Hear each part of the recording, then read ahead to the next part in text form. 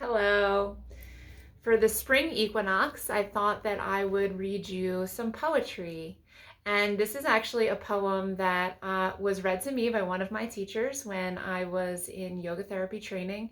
I read this to the group at the winter solstice event that I held. And now I'm reading it to you and releasing this on the spring equinox. And before we begin, I'd like you to just take a deep breath in and a deep breath out. Do that 2 more times. Take a full breath in, a full breath out, and take 1 more.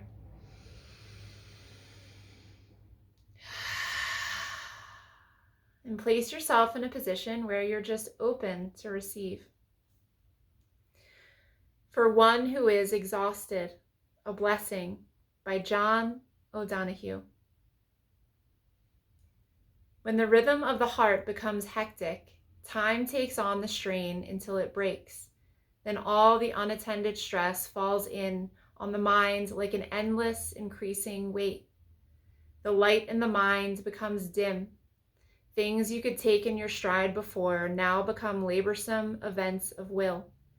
Weariness invades your spirit. Gravity begins falling inside you, dragging down every bone. The tide you never valued has gone out, and you are marooned on unsure ground. Something within you has closed down, and you cannot push yourself back to life. You have been forced to enter empty time. The desire that drove you has relinquished. There is nothing else to do now but rest and patiently learn to receive the self you have forsaken in the race of days. At first, your thinking will darken, and sadness will take over like listless weather. The flow of unwept tears will frighten you. You have traveled too fast over false ground. Now your soul has come to take you back. Take refuge in your senses. Open up to all the small miracles you rushed through. Become inclined to watch the way of rain when it falls slow and free. Imitate the habit of twilight, taking time to open the well of color that fostered the brightness of day.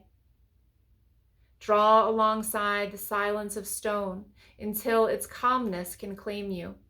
Be excessively gentle with yourself. Stay clear of those vexed in spirit. Learn to linger around someone of ease who feels they have all the time in the world. Gradually, you will return to yourself, having learned a new respect for your heart and the joy that dwells far within slow time. As we begin to move towards the light, as the days grow longer, don't forget to take time to slow down, to be still, to pause. It's so important. This is how we stay aligned with our best, most authentic, loving, open self. You're worth it. Sending love. Thank you for letting me share.